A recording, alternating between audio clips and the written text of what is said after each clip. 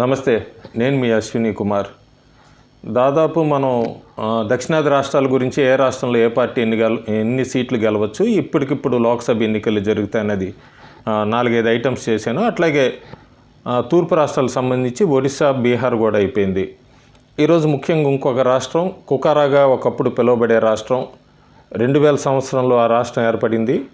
జార్ఖండ్ ముక్త్ మోర్చా అనే ఒక party, Shibu Soren, AK Roy వంటి వాళ్ళందరూ కూడా పోరాడితే ఒక ప్రత్యేక రాష్ట్రం గురించి 2000 సంవత్సరంలో అప్పటి ఎన్డీఏ ప్రభుత్వం జార్ఖండ్ రాష్ట్రాన్ని, 28వ రాష్ట్రం భారతదేశంలో ఆ రాష్ట్రాన్ని ఏర్పరిచింది. జార్ఖండ్లో దాన్ని ల్యాండ్ ఆఫ్ ఫారెస్ట్లు అంటారు. అటవీ భూములు ఎక్కువ ఉన్నాయి. అట్లాగే మైనింగ్ కూడా, బాక్సైటు, మైకా ఇవన్నీ కూడా ఎక్కువ, యూరియా, కొంత మైనింగ్ కూడా జరిగే రాష్ట్రం ఎక్కువ అది. అంతేకాకుండా ప్రస్తుతం హేమంత్ సోరెన్ జేఎంఎం పార్టీ తరఫున ముఖ్యమంత్రిగా ఉన్నారు. ఇప్పటికిప్పుడు జార్ఖండ్లో లోక్సభ ఎన్నికలు జరిగితే ఏ పార్టీ ఎన్ని స్థానాలు కైవసం చేసుకోవచ్చు అనేది నాకు అందిన రిపోర్ట్ ప్రకారం వీక్షకులతో షేర్ చేస్తాను.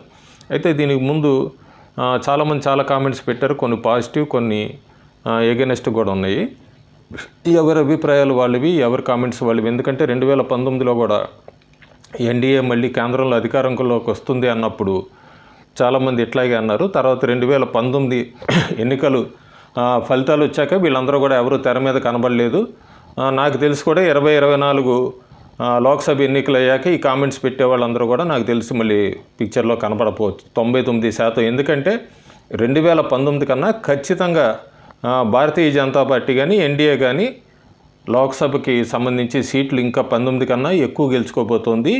ఈ పిక్చర్ అయితే క్లియర్గా ఉంది. నార్త్, సౌత్, ఈస్ట్, వెస్ట్ అని కాదు, మొత్తం మీద బీజేపీ ఒంటరిగానే ఎక్కువ స్థానాలు గెలుచుకుంటుంది. ఎన్డీఏ అయితే 2019 కన్నా కూడా ఎక్కువ స్థానాలు గెలుచుకుంటుంది.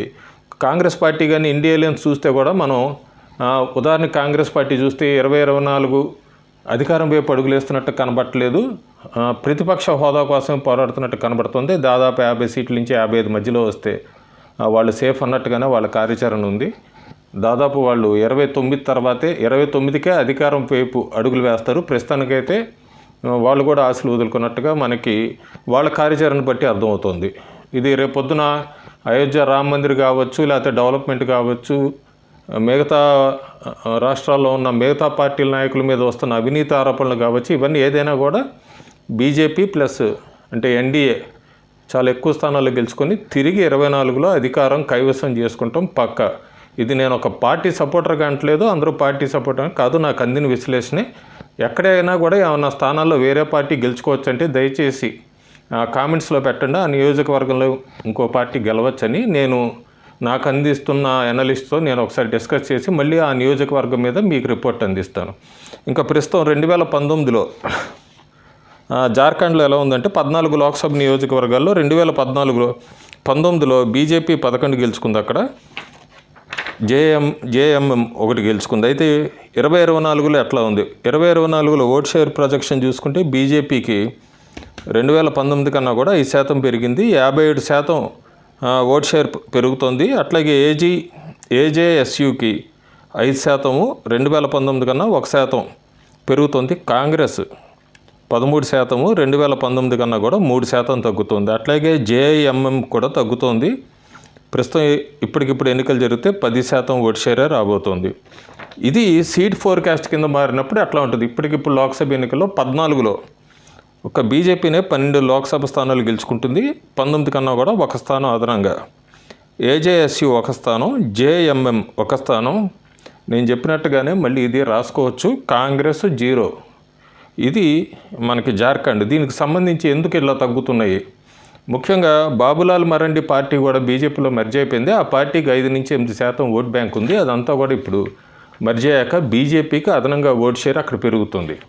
హేమంత్ సోరెన్ మీద కూడా ఈడీ రైడ్స్ జరిగినాయి. చాలా ఇల్లీగల్ కేసెస్ ఇవంతా. ఆయన కూడా ఇప్పటికీ 7-8 సార్లు ఈడీ వాళ్ళు ఎంక్వైరీకి రమ్మన్నా కూడా కేజ్రీవాల్ లాగే ఈయన కూడా ఎక్కడా కూడా ఈడీకి అటెండ్ కావట్లేదు, ఎంక్వైరీకి అటెండ్ కావట్లేదు. ఇంకా వార్తలు వస్తున్నాయి త్వరలోనే ఆయన అరెస్ట్ చేయొచ్చని.